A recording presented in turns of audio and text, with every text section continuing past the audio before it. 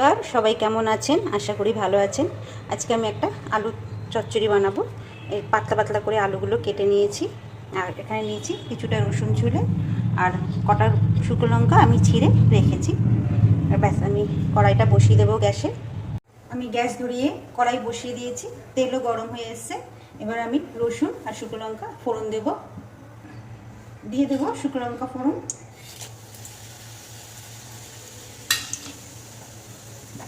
দিয়ে দেবো যে থেতলানো রসুন, আমি থেতো করে নিয়েছি রসুনগুলো।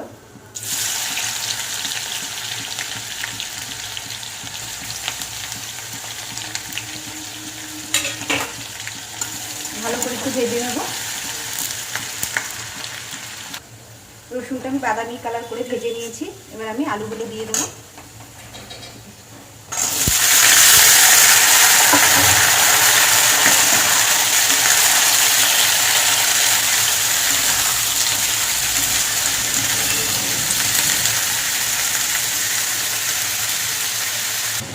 এবার দিয়ে দেবো স্বাদ মতো নুন, হলুদ আর লঙ্কার গুঁড়ো। দেবো স্বাদ মতো নুন,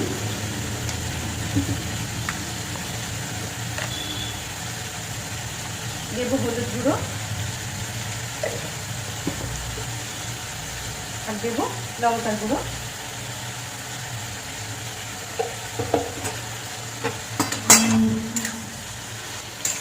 এই তরকারিটা কিন্তু আর কিছু দেবো না আমি, এটা পেঁয়াজ পড়ে না। এই রেসিপিটা কিন্তু আমার না, এই রেসিপিটা আমার মেজদি। আমার মেজদি এই রেসিপিটা বেশি করে যখন বাড়িতে বেশি লোকজন যায়। আমাদের সব ছেলে মেয়ে, আমার সব দিদিরা সবাই যখন একসঙ্গে হই, তখন ও সকালে এটা করে, তার সঙ্গে লুচি বা পরোটা। আর এই তরকারিটা আমাদের সবার দিদির ছেলেমেয়েরা সবাই তরকারিটা খেতে ভালোবাসে, এর জন্য এটা ও করে। আজকে আমার মেজদি রেসিপিটা আমি করছি। ব্যাস, এবার একটু আমি চাপা দিয়ে দেবো। চলুন চাপাটা খুলে একটু দেখে নেব।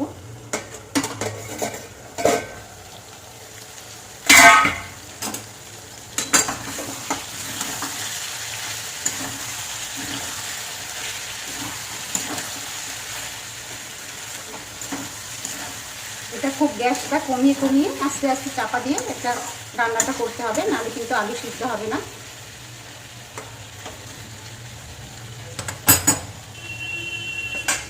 আজকে মেয়েই বললো, মা মেজো মাসির মতন আলুর তরকারিটা করো আর লুচি করো।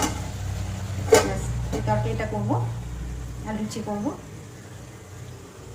ব্যাস, চাপাটা খুলে নিয়ে আবার দেখবো কতটা সিদ্ধ হয়েছে তরকারিটা।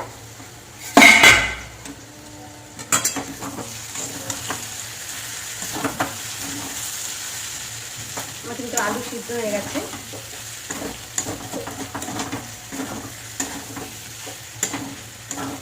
কত সুন্দর দেখতে হয়েছে দেখুন। জিনিসও লাগে কম, খেতেও ভালো হয়। আর একটু ঢেকে ঢেকে করলে বেশি সময়ও লাগে না। দেখুন আমার কিন্তু আলু পুরো সিদ্ধ হয়ে গেছে।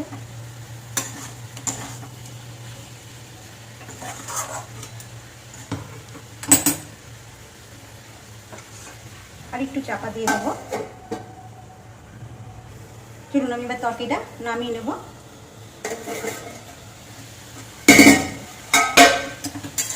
পুরো রেডি তরকারি,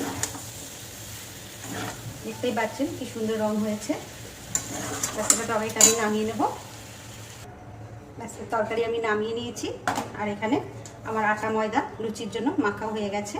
এবার গরম গরম লুচি হবে আর খেতে দেবো। ব্যাস, আজ এই পর্যন্ত। সবাই ভালো থাকবেন, সুস্থ থাকবেন। আবার দেখা হবে। ভালো লাগলে একটা লাইক দিয়ে দেবেন।